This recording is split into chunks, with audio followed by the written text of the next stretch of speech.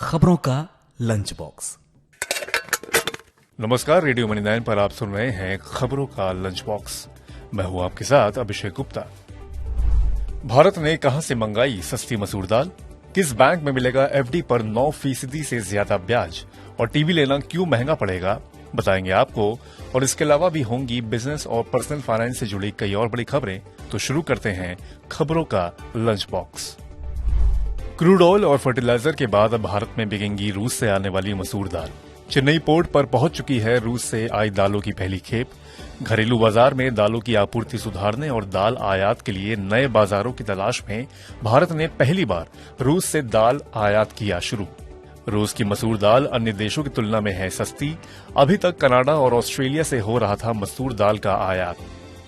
रूस से भारत आने वाली मसूर दाल की कीमत है $640 प्रति टन, जबकि कनाडा की दाल की कीमत $710 और ऑस्ट्रेलिया की दाल की कीमत है $676 प्रति टन।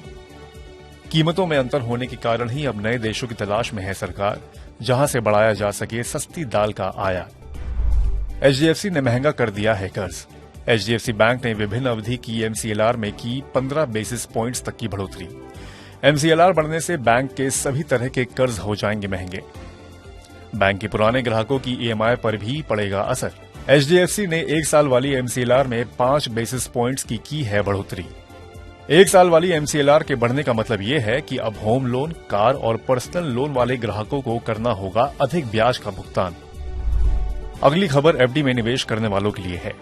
सूर्योदय स्मॉल फाइनेंस बैंक ने एफडी पर ब्याज दर बढ़ाने की है घोषणा। बैंक ने चुनिंदा टेन्योर पर फिक्स्ड डिपॉजिट पर ब्याज दरों में किया बदलाव। निवेशकों को 9.1% तक ब्याज दर पाने का मिल रहा है मौका। बैंक की नई ब्याज दरें 7 अगस्त 2023 से हो चुकी हैं प्रभावी।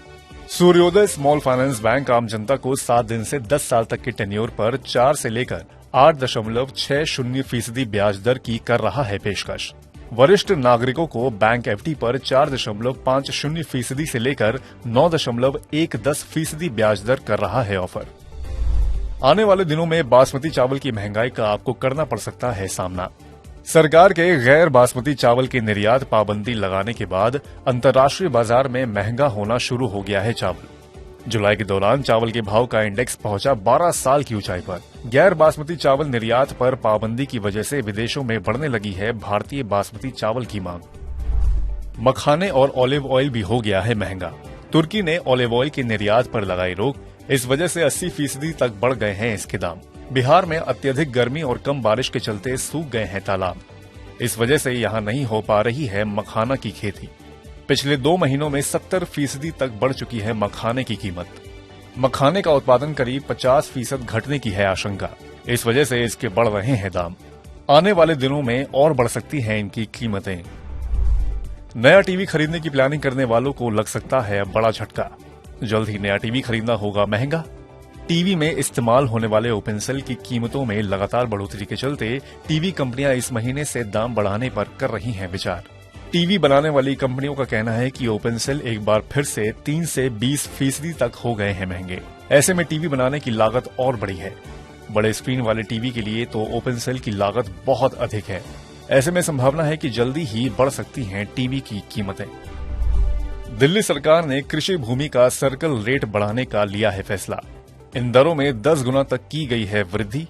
साउथ और नई दिल्ली जिले में कृषि भूमि का सर्कल रेट होगा सबसे अधिक 5 करोड़ रुपए प्रति एकड़। अब सर्कल रेट बढ़ाने के इस प्रस्ताव को मंजूरी के लिए एलजी के पास भेजेगी दिल्ली सरकार। 2008 के बाद पहली बार यानी करीब 15 साल बाद बढ़ाया गया है कृषि भूमि का सर्कल रेट। भारत में आईटी नौकरियों के लिए अच्छा नहीं है ये समय। कई कंपनियां लागत घटाने के लिए कर रही हैं छटनी, तो कई कंपनियों ने भर्तियों पर लगा दी है रोक। आईटी सेक्टर में चालू वित्त वर्ष में सालाना आधार पर 40% कम हो सकती है भर्ती। ये चिंताजनक इसलिए भी है क्योंकि भारत में सबसे ज्यादा आईटी क्षेत्र से जुड़ी हुई हैं नौकरियां। मांग में अनिश्चितता और टेक्नोलॉजी सर्विसेज में मंदी की वजह से $245 अरब की इंडस्ट्री पर पड़ रहा है असर। इस बार कैंपस रिक्रूटमेंट पर भी देखने को मिल सकता है असर। तो खबरों के लंच बॉक्स में फिलहाल इतना ही। ये पॉडकास्ट आपके लिए तैयार किया था अमन गुप्ता ने। मैं हूं आपके साथ अभिषेक गुप्ता। बाकी बिजनेस और पर्सनल फाइनेंस से जुड़ी अन्य खबरों के लिए सुनते रहिए रेडियो मनी 9। साथ ही डाउनलोड कर लीजिए मनी 9 ऐप। चलता हूं, नमस्ते। खबरों का लंच बॉक्स।